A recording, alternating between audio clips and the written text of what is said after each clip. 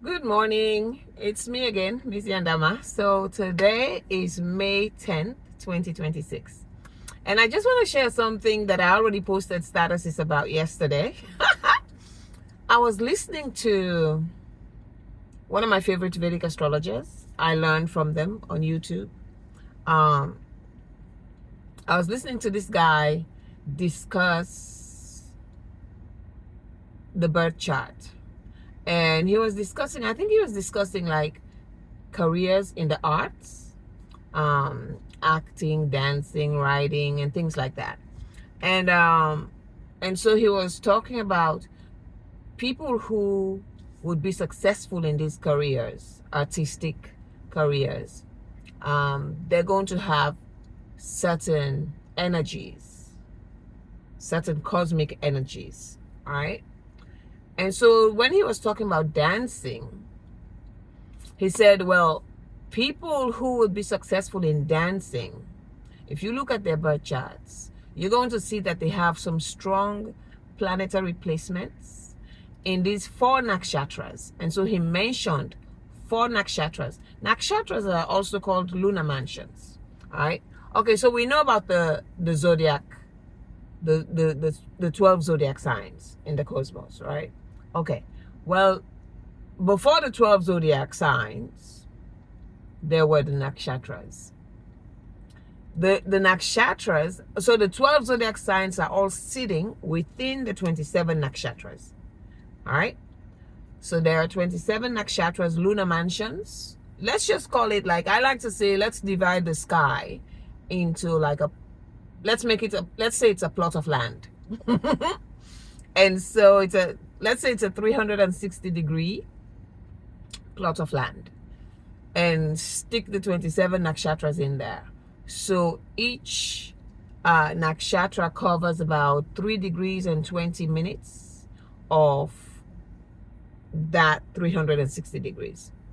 So when you calculate all of it, add it up or multiply it by 27, it comes to 360 degrees. But the 12, what you may call them, zodiac signs, they cover, on your birth chart, they cover 30 degrees. Each zodiac sign covers a 30-degree portion of the chart. And so the 360-degree circle is divided into 12 for the zodiac signs. So all the zodiac signs sit within the lunar mansions. And let me tell you, the lunar mansions, they give more, what you may call it,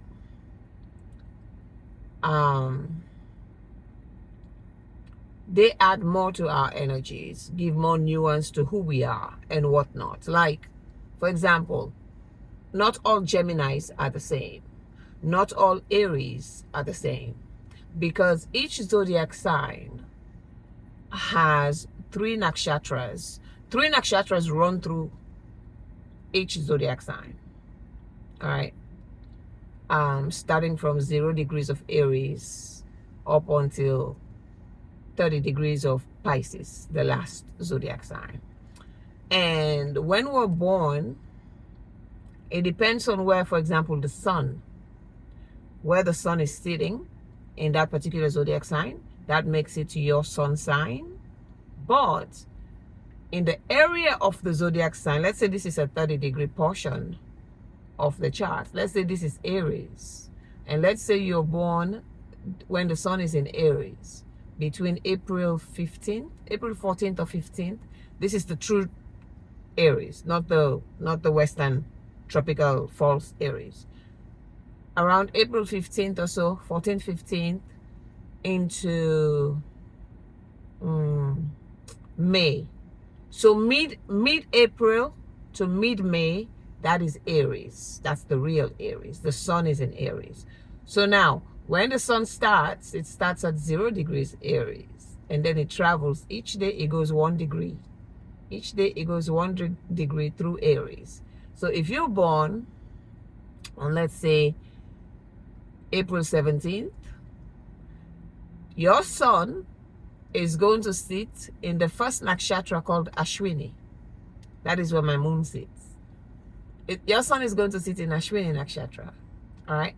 So you have the Aries energy. You're an Aries sun. You have that Aries energy. But Ashwini Nakshatra adds extra flavor to it, because Ashwini Nakshatra brings more characteristics and more traits to it. All right. Now, let's say if you're born on April 30th, all right, the sun is already in Bharani Nakshatra, in the second nakshatra in Aries. All right. And so even though you are an Aries, just like the one born on April 17th, the Bharani nakshatra flavor is going to be added to your Aries soup.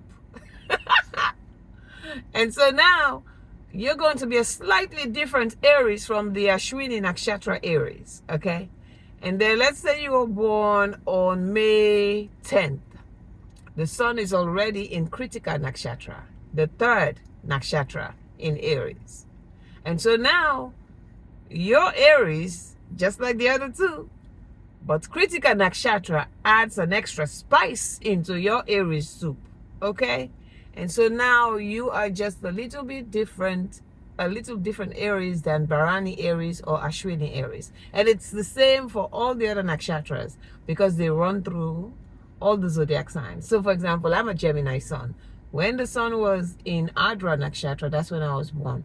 I'm a slightly different Gemini from the Gemini who was born, let's say, when the sun was in Purnavasu nakshatra, or when the sun was in Mrigashira nakshatra. You know what I mean? Same thing with Cancer, Leo, and all the different nakshatras go through them. And so we have the little different characteristics. This is why two Virgos could sit here and be a little bit different in their Virgo energy, because they have one Virgo probably has their sun in Hasta nakshatra. The other Virgo probably has their sun in one of the Falguni nakshatras, and they're different. All right, but they have that general Virgo energy, but with different spices added to it. Okay, but anyways, so I was listening to this Vedic astrologer talk about the arts, right, and people who would be successful in artistic careers. And so when he got to dancers, he said people who can dance and who would have successful dance careers, you know, if you look at their birth charts, they have strong planetary placements in serpent-ruled nakshatras. Serpent-ruled nakshatras. Now, in this world, with Abrahamic religions, the serpent has been made our enemy. But it is a lie. All right? When I came out of the Bible and eventually started learning astrology, one of the first things I learned was that the rulers of this universe, all right, they come in all kinds, all forms, okay? They're higher beings, extraterrestrials, higher beings, and what's not, and they come in all forms, and some of them come as serpents or dragons, all right? And that is not demonic. Christianity, Abrahamic religions, we want to tell you it's demonic. It is not. All right. Again, the total Genesis story of creation in the Bible is a lie. All right. That is a plagiarized story. I refer to it as a reimagined story. Okay. Because the original stories of creation that they stole the idea from were written in texts like the Enuma Elish, the Sumerian text, Babylonian text, whatever. And so those texts existed a few thousand years before the authors of the Hebrew Bible wrote their Bible. Okay? So, and they stole the ideas from those stories. They stole things that were said in those stories. Even the Noah character was stolen from there. Okay? The Noah character. And in fact, the original flood story was not about flooding the whole world. It was not about one man bringing his family and all the animals, in couples, into his ark and whatnot. It was not that big. It was not that. But the Jews, whoever wrote that Bible, they decided to reimagine the story and make it into their own version. Okay, and the so-called God is not God. All right, but this video is not about that. I just wanted to share about the serpents involved in our creation, the serpentine energy involved. Now, these Jews, they want to make their God the Almighty God that they claim everybody is supposed to serve, that they claim is the only true and living God. And this is why they came up with, they know the truth in those other texts, but they came up with their lie in their Genesis story about a serpent that deceived Adam and Eve and caused them to sin. So they made the serpent into an enemy. Their God placed a curse between the serpent and humanity. It's all a lie. Because they already know the Sumerian texts. They know the Babylonian texts. They know the truths that are written in there. They know that serpents are powerful. They know that they are divine serpents. Even their God is a serpent. Yes, the God of Abraham. Have you read? See, I don't have my iPad here, and so I can't go online. I can't Google it, pull it up, and read it for you. There's a particular psalm. I don't remember if it's Psalm 50. No, it's definitely not 51, because I remember 51.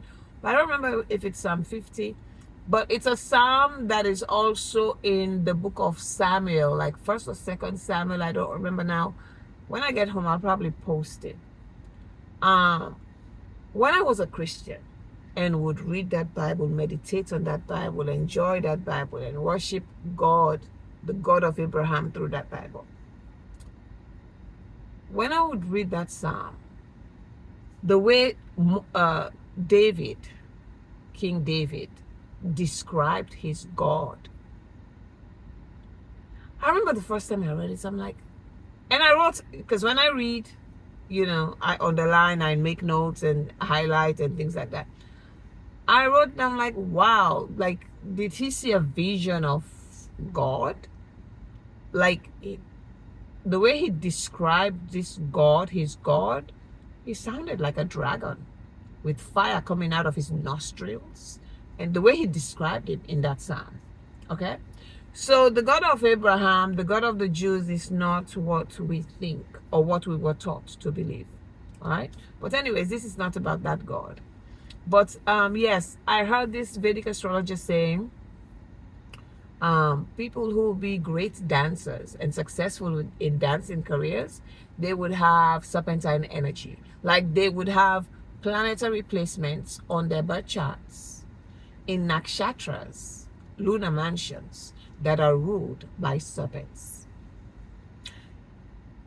And after he said this, I Googled, I checked out Chris Brown's birth chart. The young lady on Facebook, the Nigerian dancer, Cora Obidi. Cora, yeah. That girl can dance. Her body is so flexible. And this is what he said. The reason why is because, first of all, there's nothing, no mammal, no being on earth more flexible than the serpent. The body of the snake. The way it goes. Okay? So, if you're going to be able to dance and dance well, you're going to have to be limber. You're going to have to be flexible. And you're going to have to, you're going to have that energy. Okay? That's serpentine energy. All right? So I looked up Cora Obidi's chart, Chris Brown's chart. Who else did I look up? Later in the evening, I came across Mary. You know the lady on Facebook, Mary something? She dances. She's always dancing. She's made a social media presence for herself. I don't know how many subscribers she has. I know Cora has like 12 or 13 million subscribers on Facebook. All right. So anyways, they're all great dancers. And when I pulled up their charts, they all have major planets sitting in those nakshatras that Vedic astrologer says are ruled. The deities that rule those nakshatras are serpents, divine serpents. All right. Korra has 3 major planets: Venus, Venus, Jupiter, and Mars. Venus, Jupiter, and Mars. In one of them, ruled by the Nagas, the divine serpents. Chris Brown has 2, Jupiter and Mercury, or Jupiter and somebody, sitting in one of them. And then Marie, the other lady, Marie something, who dances, she also has one. Her son is in one of them, a nakshatra that is ruled by a divine serpent. And then her Pluto is in another nakshatra ruled by serpents too. So it's very interesting. Now, when you come from a Christian mindset, it's like, ooh, serpents, like that's demonic, that's satanic. Well, you know what? That's the lie that your Bible taught you. Okay? The inventors of the Bible, the inventors of Christianity, the inventors of Abrahamic religions, they took the truth and turned it into a lie. And then they made their own lie and presented it as the truth. Period. That's what it is. All right? We are nothing like your Bible tells you. We are different. Like, our origins are different. Like, the way we were created is different. Like, everything about us is different than what your Bible tells you. All right? And Christianity doesn't believe in reincarnation and past lives. And well, you know what? We reincarnate. This is how we burn karma. This world is hell. This is why you see all the suffering around you. This is why you have gone through your own suffering. All right? You see some kind of suffering. Sometimes you're like, wow, why was this person even born if this is what they're going to go through? Well, this is because we're burning karma in this world. And how do we burn karma? Through suffering for things we've done in past lives that we don't remember in this conscious life, in this life that we're living, in this present life. But yes, we are. Yeah, okay. And your birth chart, your Vedic astrology birth chart, it tells you about all these things. The type of past life you had, or most recent past life you've had, the karma that you're here to burn in this life. It will explain your circumstances and situations, everything you have experienced so far. Like, my Vedic astrology has been answering all the questions of my life. Like, I mean, blowing my mind left, right, and center, because I've had so many questions when I was a Christian, and and I was going through a bunch of challenges with work and money and stuff and whatnot in this country. I remember asking the Lord, like, what did I do? Like, why am I suffering? Why am I going through all this? Like, why are things not working out? Why Well, there was no answer for me. I had to just take it as if, oh, well, the Lord disciplines those he loves. Like, I've already repented of my sins. Why are you disciplining me? Like, I'm already following you and obeying you. Like, why are you disciplining me? But anyways, so, but my birth chart, my Vedic astrology birth chart is explaining all these things to me. And I'm like, yeah, now I understand. Because one of my biggest questions always was, why was I even born? Like, why am I here? I don't even like this world. With all that's going on, the way humans are, the way things happen, and all the suffering and pain and disgusting crap in this world, like, I don't even like this world. I mean, there are a few things I like, but whatever, So, but anyways, yes, Korra Obidi, where you see the shake, and this is she has strong, super expansive, super serpent energy. That's why she's so fluid in her movements, and yes, and I love it. And this is the thing, it is not demonic. This is who we are. Let me tell you, when I was a Christian, some of us who were into conspiracy theories to an extent, like, there was always, we will hear things about reptilians. Like, we talk about these people in power who are reptilians. And guess what? We are all reptilians. Yes, we are. We are all reptilians. The ones who created us were reptiles, shapeshifters. Ah, no idea. You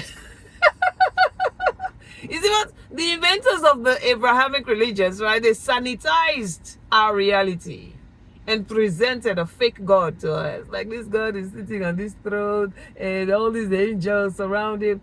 Even that picture of that God on the throne. Have you paid attention to Revelation, the description of the throne room in heaven? Have you paid? I used to love to read that stuff and just try to imagine it. God seated on the throne, the 24 elders around, and the beasts, the four beasts on the throne of God, like they're part of the throne, the so-called throne of God, the God of the Bible, described in the book of Revelation and in Ezekiel. Well, one beast has the face of a, one side was the face of a lion, or the face of a this, or the face of an eagle, and the face of, whatever. Try to imagine those things. Let me tell you, all of that is bullshit. Yes, there are some fierce beings out there, which I have not seen, but I've heard about, I've read about. There's some fierce beings out there and whatnot, but the gods, and there's not just one God. Okay, there's not just one God, like one Most High. The Hindus, they know a lot. I'm not into worshiping these gods and doing all these things that the Hindus do, but I'm into learning from them and understanding things. There is something referred to as the universal gods, because there is a multiplicity of deities. Yes, it's not just one God, Most High. This is that monogamy. I'm saying monogamy. You see, monotheism is fake, just as monogamy is fake. When it comes to romantic relationships and marriage, monogamy, yeah, okay, it's a nice, cute idea to just be with this one person that you love, and they're just with you, and you never cheat, and they never cheat, and you just love each other forever, live happily ever after. But it is fake. There are some people who have what it takes, because they have that type of energy in them, to be with one person for years and years and years, maybe even till they die. All right? There are some people like that. But for the majority of us, we cannot. All right? So now, like me, I won't go cheat on you necessarily, because I can't really be talking to two different people at the same time. However, I will be with you very briefly, because I don't do long-term relationships. I get bored. I get bored and I move on. And I don't even have to necessarily move on to another relationship immediately, but I just break up just to be alone. Yeah. So monogamy, the same people who brought us monogamy, all right, are the same people who brought us polygamy, what you may call that thing? Monotheism. They're both bullshit. Okay? The same way that monogamy is not working. All these married people are cheating. Most of them are cheating like crazy. And even those who do not cheat, let's say you don't even cheat, all right, they divorce. This is how they practice their polygamy. They practice temporary monogamy. Like, they marry one person, okay, we love each other, and then we divorce, and then we meet somebody else, and then we marry each other, and we divorce again, and then, that's how they do. It's like consecutive, marriages to different people. Like, it's like consecutive polygamy, or however you want to call it. That's how they do it. It's the same way. Monogamy is fake, and monotheism is fake. This universe is too big to have just one God. There is no Most High God. In fact, if this universe had one Most High God who was almighty and everything, and omnipotent, omnipresent, omniscient, like the Bible presents it, Christianity presents it, and whatnot, that God would be a fool. That God would be so weak and a failure. Because look at this messy world. You want to tell me that this super powerful God can't do shit? You know why there's so much suffering in this world? It's because of karma. It's because of reincarnation. And it's because we are all part of the divine. We're all extensions of divinity. We're all here to burn karma and to create the lives we desire to create for ourselves. And we all have all these energies of the gods, of the deities. All right? And every cosmic energy has a positive and negative side. Those who are on the lower frequency of the energies, those who are on the negative side of the energies, they do bad things to other people. You know? And we cannot escape our suffering when it comes to karma, when it comes to our karmic debt that we incarnated to burn and purify ourselves. We cannot escape it. Suffering will come to us in different ways. Okay? And sometimes the karmic debts we're paying, sometimes the suffering that comes is somebody who comes to collect. We probably did something to them in a past life, and they incarnated too, and they're gonna get their justice from you, from us, whatever. And they do something to you. You know, it's there's so much going on in this world. That Bible doesn't know squat. All right, they just plagiarized some things from ancient books and made up some other shit and presented it as this is the word of God. It's nonsense. I mean, there's a lot of truth in there that is universal truth that I love. Like you reap what you sow, you know, love your neighbor as yourself, and these type of things. They're universal truths. But that dogma of, oh, this is the only God you should worship and this is his son. First of all, that God of Abraham never promised a son. Never. That is a Christian religion invention. Okay? And it is a lie. But anyways, that's really not even what this video is about. I just wanted to share about the serpent energy, the divine serpents ruling some of these nakshatras, lunar mansions, where some of our planets are sitting. And so we have that serpentine energy. And it creates a whole lot of things. It's not just about dancing, but it makes those who have the gifts, the talents to dance, or who have a lot of energy for the arts and things like that, to succeed, to be good dancers or great dancers, and to succeed. But those energies come with a lot of traits, a lot of good things, which could also be used for bad. But like, for example, I know one of them which a lot of people who have that energy, they can be very manipulative. Like very, very manipulative. Okay. But that's another day. But yeah, I just wanted to share that. And it's very interesting. There's so much to learn about our universe and about ourselves. Okay. Start with your birth chart, your Vedic astrology birth chart. If you're interested, if not, it's fine. I'm interested and I share. I learn and I share and I don't care. Anyways, okay. But yes, the serpent is not your enemy. Oh, let me end with this one. You know, even your Christian Jesus, okay, in the Christian Bible, in the New Testament, there's a place where Jesus, I don't remember the verse now. I quoted it the other day. Did I quote it the other day? Anyway, it is there someplace where Jesus said, be wise as serpents. If the serpent was really the enemy of mankind, Jesus would not use the serpent as an example of wisdom. All right? Because he would probably focus on the fact that the serpent is, as the Hebrew Bible puts it, you know, a cunning beast. All right? Yeah. The serpent is wise.